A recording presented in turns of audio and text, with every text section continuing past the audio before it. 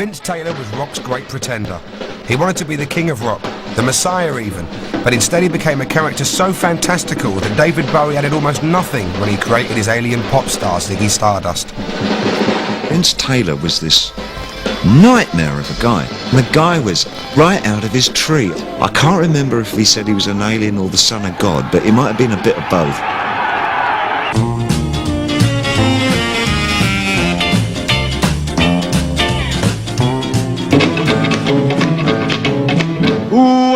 Got a gal with a record machine, baby, comes to rockin' and she's a queen. She loves to dance on a Saturday night. She's all alone, I can hold her tight. Lives on the 20. He's an enigma, you know. He's completely different than any of the other sort of, British so-called rock stars. 7, 8, 5 more, on to the 12th, and I'm starting to sing. 15th floor, and I'm beginning to drag. Get to the top, but I'm too tight. He didn't have the commercial success, but, he had a lot going for him.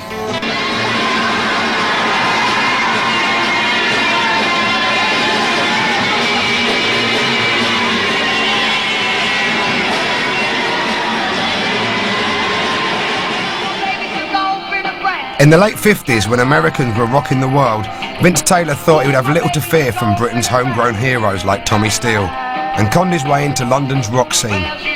After writing Brand New Cadillac, now regarded as a classic, he went to France and fulfilled his dreams as the Black Angel of rock.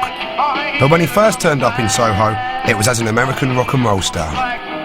Well, it was about 3.5 years ago in California when I was at high school, and we used to have high school dancers like everyone else. I was interested in flying at the time, though, but a few of my friends played guitars and drums and other rock and roll instruments, and they thought that I looked like a rock and roll singer, so they sort of put me up on the stage to sing with the groups.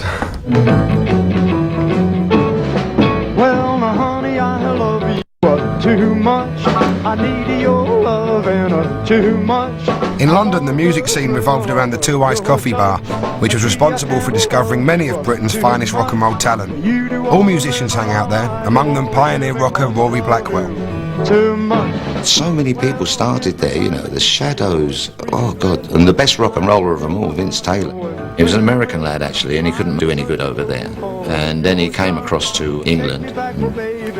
Two Eyes was the place for rock and roll, and he went down the Two Eyes. The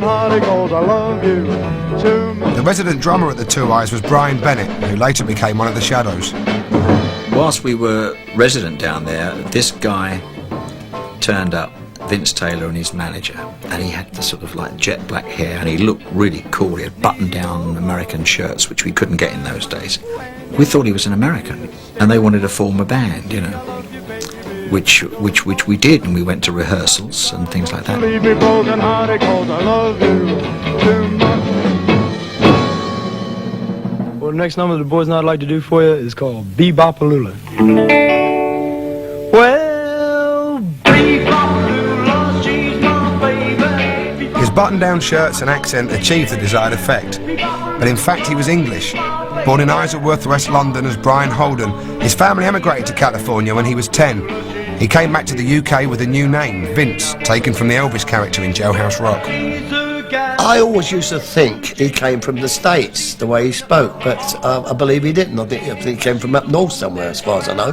But Vince had been, like you might say, ligging around the Two Eyes for quite a while, before things happened for him. He looked good, and did everything sort of like, sort of correctly, but he sang out of tune and he sang out of time, and it was difficult to sort of, get something happening, but we made 3 records. One was Brand New Cadillac.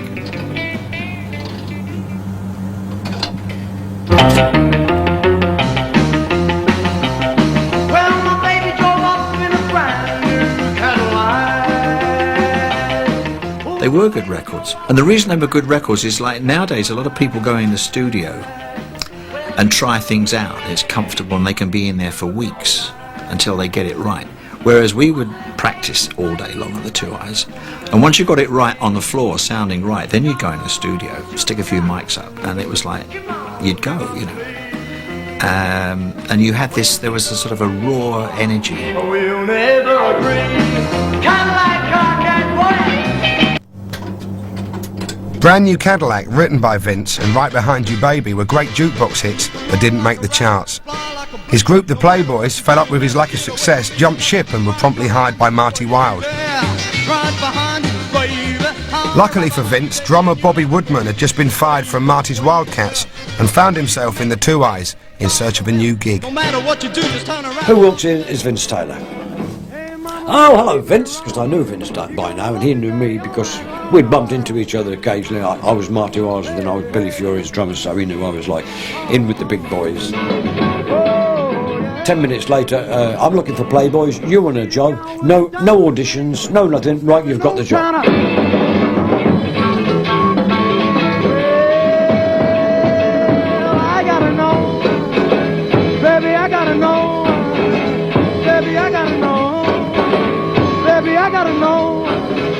Vince Taylor was the most amazing mover you've ever seen in your life. He was a better mover than Elvis Presley. He was something else. And he was, in those days, they thought he was rather vulgar. Come on and shake and stand. Well, it's alright. Baby, it's alright. Baby, it's alright. That was early 60s. And Vince Taylor and the Playboys were going out, like, say, as I said, Whiz Beach Corn Exchange.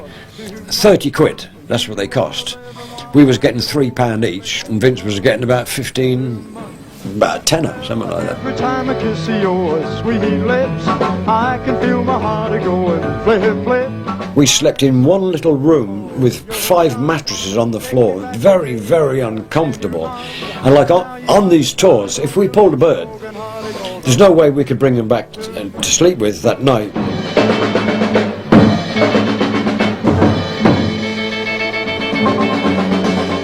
We had lots of arguments because we were saying, hey look Vince, we want paying for these gigs, like we're starving, we can't pay our hotel bills, we can't pay the rent and all these things. He wasn't getting paid either. And I won't go into telling you the amount of times he just didn't turn up for a show because he phoned his girlfriend at like such and such a time in the evening. She wasn't there. Oh, I know, she's off with another bloke going down a club. Right, okay, that's it. And he's off and doesn't turn up quite a few times. I was born standing up and talking back. My daddy was a green-eyed mountain jack, 'cause I'm evil. My middle name is Misery. Yeah. Vince made some classic rock and roll records, and his live show when he toured was like no other. But he was unreliable, often not turning up for gigs and leaving the Playboys to go on without him. Bobby Woodman took over as the group's leader, and Vince sang with them as a guest when he bothered to turn up. For trouble, but I never ran. One of those gigs was at an English rock and roll showcase in Paris. I forget who was top of the bill. I think it was Wee Willie Harris, Nero and the Gladiators. Right at the bottom was Vince Taylor, the Bobby Woodman Noise. Vince didn't like this. The first time I ever worked with Vince as a professional was in Paris at the Olympia Theatre. It was like another Gene Vincent the way he worked. He did all the shaking and the microphone round and round and up in the air and wore all the leather gear with the gloves, which it was a little bit of a copy of Vincent, really. Evil, baby, I'm evil. So don't mess around with me. Come back to us, he says, right, into the band room, black leather on, makeup on, band suit, your black suits on and all your gear. Now let's go and show this guy. No, let's give him the real stuff. Vince spotted his opportunity to impress the French promoter and made sure his rehearsal was something else.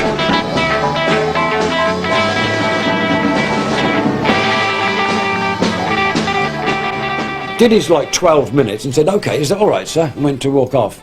So the guy in charge said, oh, no. He said, Vince, can you do more? He said, yeah, in fact, to be honest, Vince, he says, I want to reverse the things. He says, I want you to be the star of the show. I want you to end the show like in top of the bill, and I want you to do about 45, 50 minutes instead of 12 minutes. Is that all right with you? they'd never seen anything like it over there. A chain in his hands, clothed in black leather. So everyone's going, Jesus Christ, who is this geezer? He's going to smash the place to pieces. Because when we started, Vince started swinging that mic and jumping, diving over the piano and lying on the floor. Fantastic, absolutely fantastic. Vince Taylor was absolutely fantastic, you know, on stage.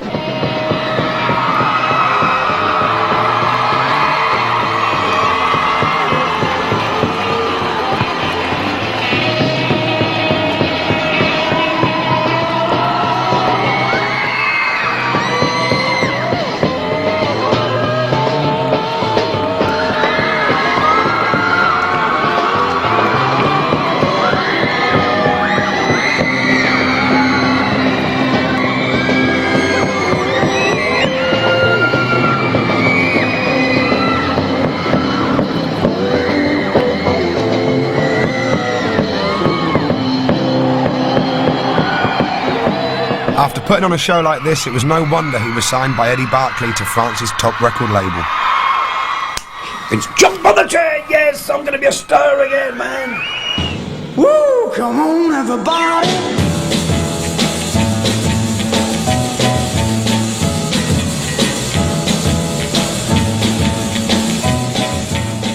Before every show, Vince would come up to me and he'd say, hey Bobby, who's the best rock and roll singer in the world? And I'd say, you are. So I'd say to him, hey Vince, who's the best rock and roll drummer in the world? And he would say, you are. And we'd both say, okay, well let's go and show him. Woo, come on, everybody.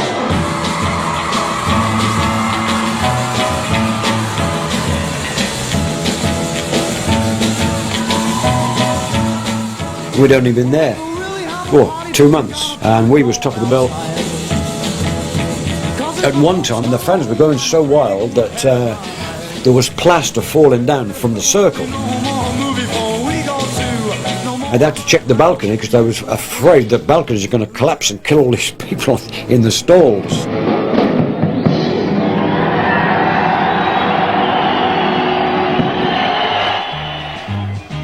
Within months of that first appearance at the Paris Olympia, he was topping the bills in France and vying with Johnny Hallyday as the premier rock and roller, hobnobbing with stars like Brigitte Bardot and Charles Aznavour.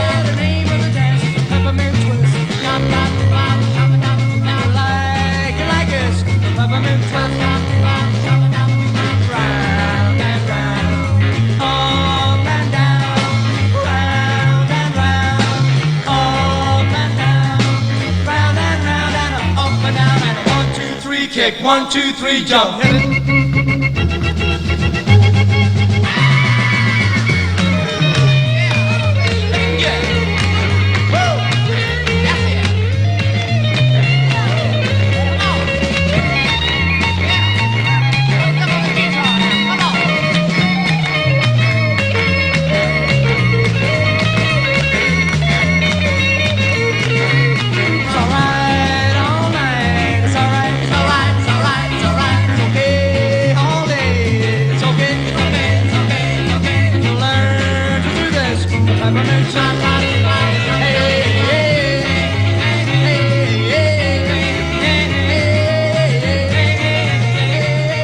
How long do you believe your success will last? Oh, it's very difficult to say. I mean, I hope for a very long time. I mean, I enjoy it so far and everything's been great, but it's very difficult for anybody to say just how long you will remain popular with. It's up to the people. I hope for a long time. What are your intentions when this craze is over? My own personal intentions is to keep on singing rock and roll, because most singers, when they become a top-name rock and roll artist, they try to change immediately to be a big all-around entertainer, which I don't think is a good thing. I want to develop and go on to other things, but I want to stick at rock and roll for quite a long time. In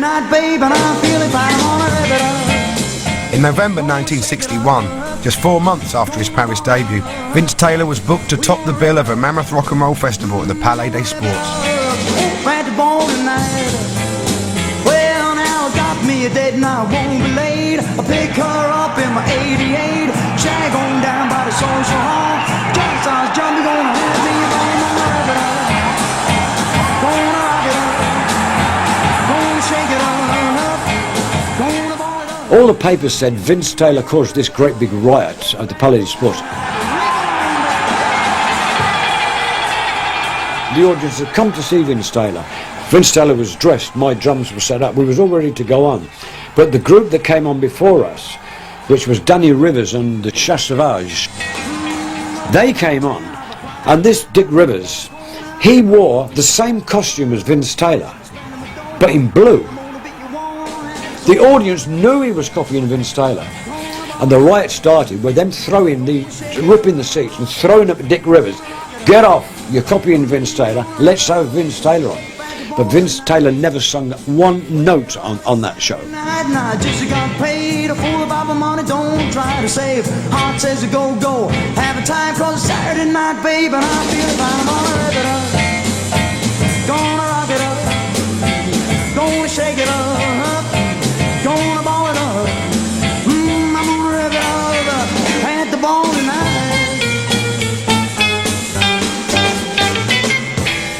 In New York, the New York Herald Tribune, Vince Taylor riots at the Palais des Sports. There had been riots in England on a smaller scale, but on the continent there had never been a rock and roll inspired riot of such violence, causing damage which spilled out of the venue onto the streets. I don't think I should be held responsible for all the things that happened at the Palais des Sports. The enthusiasm that happened there, maybe, with the cheers and the jumping up and down, is rock and roll, but the destruction is caused by only a small percentage of the crowd. I am a normal person. On the stage, my stage act is an act. And as far as in the street or a way of life, I like everyone else. I'm a normal person, and that's about it, I think. Vince hadn't even made it onto the stage at the Palais des Sports, but now his reputation preceded him, and fans caused mayhem wherever he performed. Sometimes he even had to play with barbed wire in front of the stage. Why don't you want the barbed wire around you when you sing?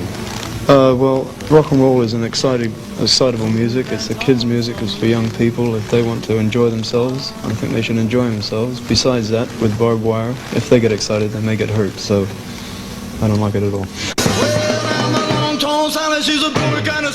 He was getting a dangerous situation. I said we had a 10-day tour. The next day we heard that one of the dates towards the end of the tour had been cancelled. We don't want Vince Taylor in our theatre. He's going to smash the place to pieces. You started getting the message now in the English musical papers. Vince Taylor's banned for the second time in a week. So the manager comes in and said, hey, listen, Vince, you've got to do something about this. Like you're going to run out of work. No one's booking you. So the manager said, look, get off the black leather, get off your rock and roll, get off your long tall sully and screaming the place down. Why don't you do something nice and cool like Bobby Darin's Muck the Knife. So on this TV show, Vince had a smoking on, as they call it in France, tuxedo, bow tie, nice clean. Oh. Throughout this time, the lineup of the Playboys changed, but his constant companion in the dives and discos of Paris was his drummer and best mate, Bobby. As we walked down the stairs, every woman in the place went, oh God, it's Vince Taylor, Vince Taylor, Vince Taylor. So we'd walk down and sit at a table, order a bottle of whiskey. Vince would look around and say, so who'd you fancy? So I said, what about them two over there? So, okay. Because Vince always had first pick, you see. He used to call himself the king.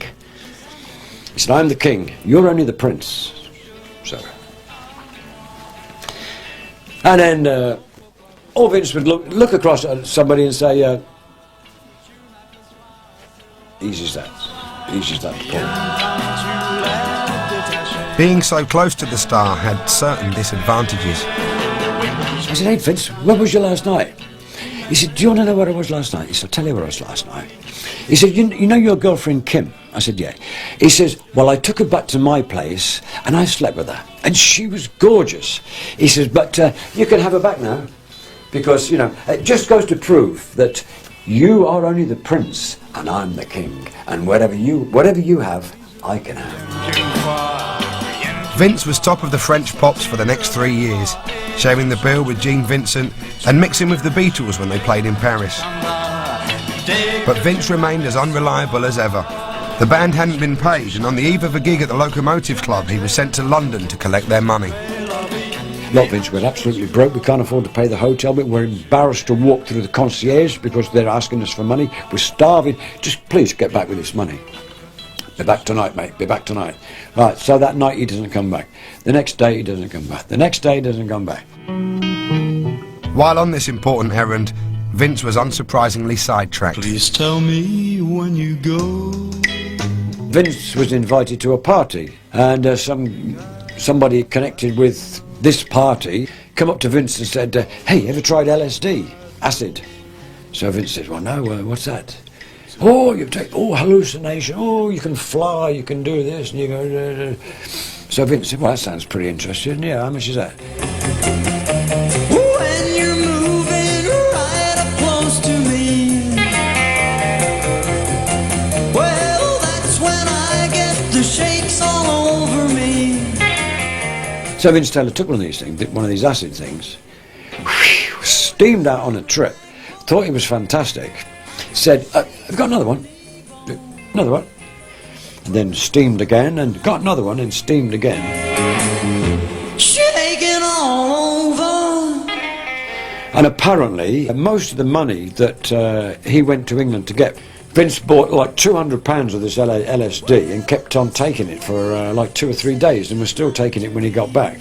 So he'd been just forever taking it since Tuesday till Saturday, and poof, his mind just freaked out into the clouds and never came back again. Shaking all over. Interviewed on BBC Radio, David Bowie remembered meeting with Vince around this time. I met him in Gioconda one day, and the guy was right out of his tree. I mean, he was playing with half a deck. I mean, this guy was bonkers. Absolutely the genuine article. I can't remember if he said he was an alien or the son of God, but it might have been a bit of both.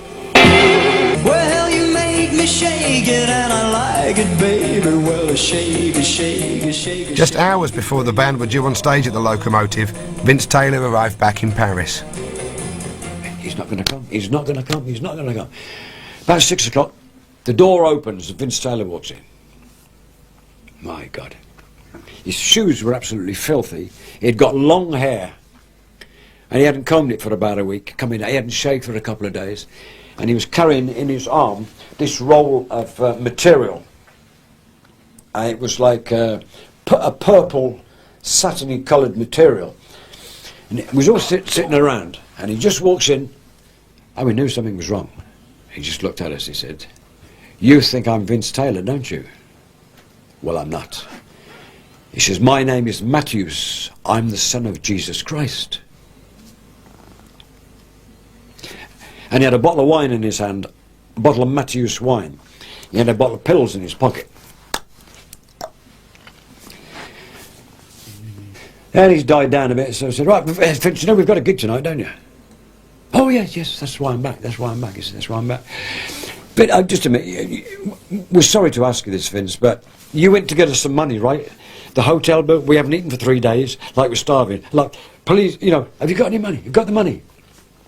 That's all you guys are interested in, isn't it? Money. Money. Money. Money. Money. Yes, I've got some money, he said. Yes, I've got some money. Where is it? I'm Jesus Christ. He says, "You know what I think about money? I'll show you what I think about money." And he lit all the money. I said, "Vince, what are you doing? Shall I like the money?" He said, "Money's not important. It's God that's important, not money." And he threw it on the floor. And it was all burning on the floor, burning the carpet.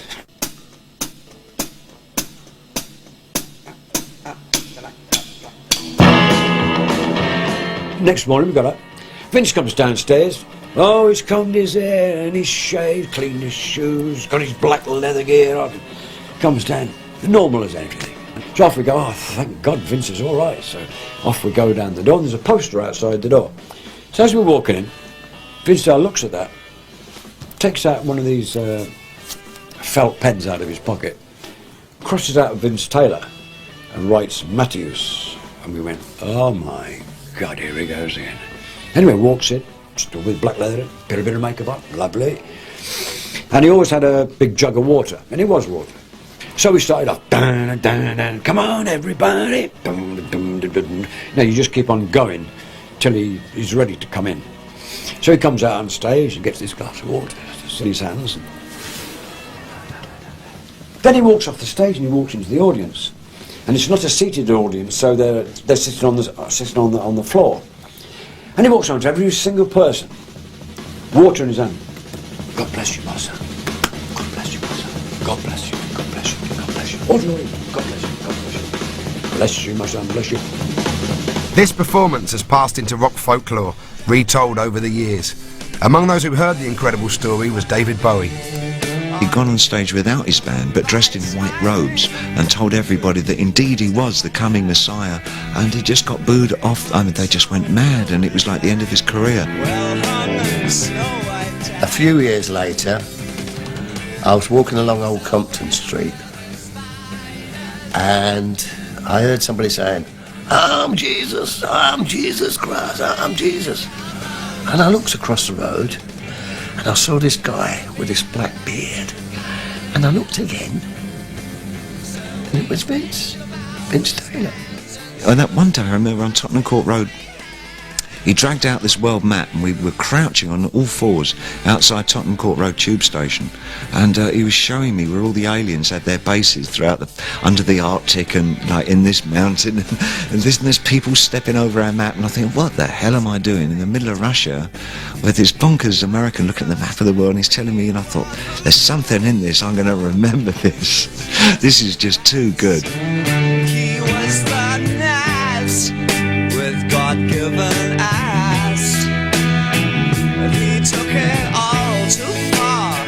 The boy could... So Vince Taylor really became very much one of the building blocks of the Ziggy character. You know, it was, I just thought he was just too good to be true. He was of another world. He was from somewhere else, and he was definitely part of the blueprint of this strange character that came from somewhere. Like a leper messiah.